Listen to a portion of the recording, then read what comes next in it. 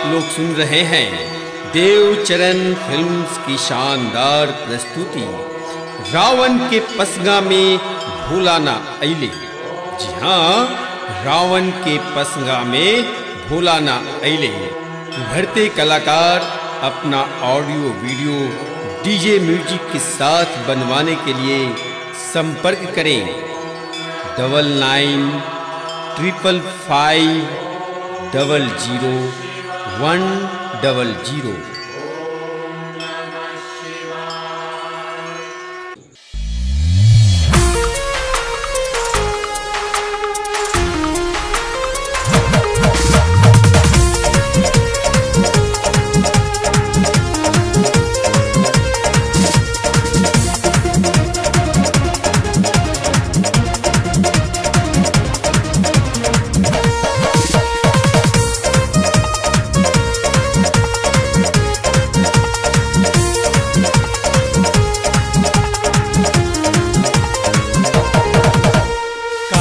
चढ़ई बना जलवा कहाँ चढ़ई बना, कहाँ चढ़ई बना जलवा कहाँ चढ़ई बना।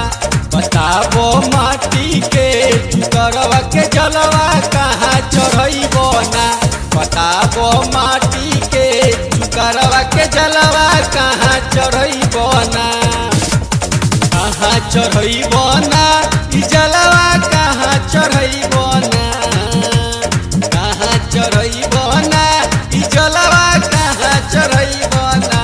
बताबो माटी के चुकरवा के जलवा कहाँ चढ़ई बना, बताबो माटी के चुकरवा के जलवा कहाँ चढ़ई बना।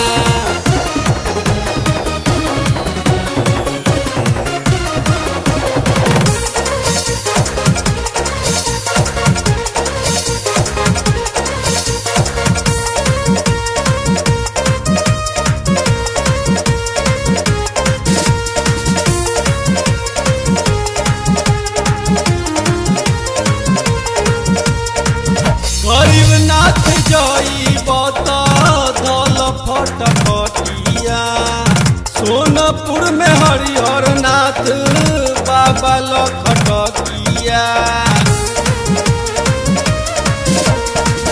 गरीबनाथ जई बता धल फटफटिया, सोनपुर में हरिहर नाथ बाबा लखटकिया।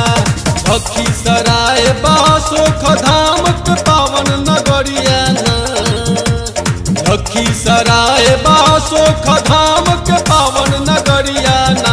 बताबो माटी के चुकरवा के जलवा कहाँ चढ़ई बना, बताबो माटी के चुकरवा के जलवा कहाँ चढ़ई बना।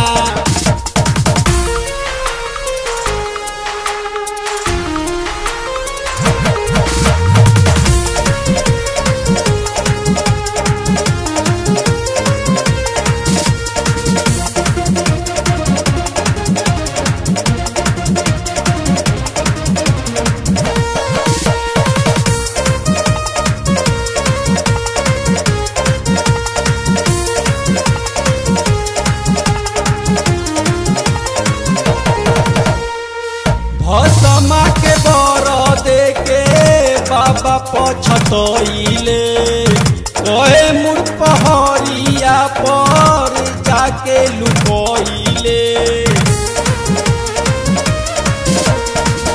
भसमा के बर देके बाबा पछतइले, कहे मुर पहरिया पर जाके लुकइले।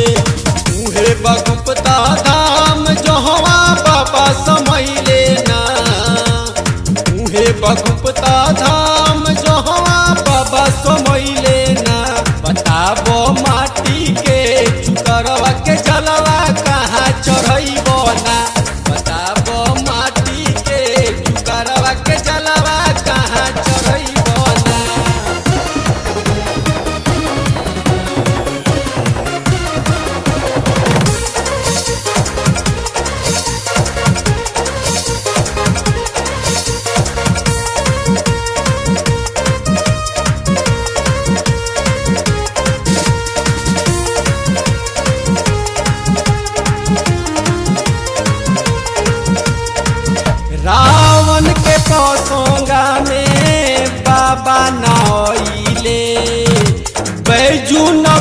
नगरिया में अपन घर बसोइले।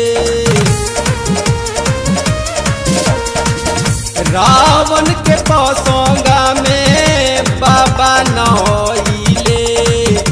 बैजू नगरिया में अपन घर बसोइले। वहाँ के बड़ी का नाम सुनो सुनो कंवरिया ना। वहाँ के बड़ी का नाम सुनो सुनो कंवरिया ना।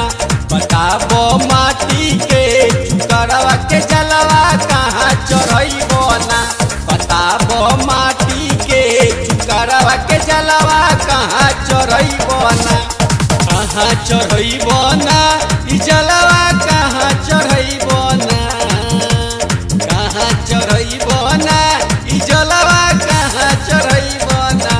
बताबो माटी के चुकरवा के जलवा कहाँ चढ़ैबो ना। बताबो माटी के चुकरवा के जलवा कहाँ चढ़ैबो ना। बताबो माटी के चुकरवा के जलवा कहाँ चढ़ैबो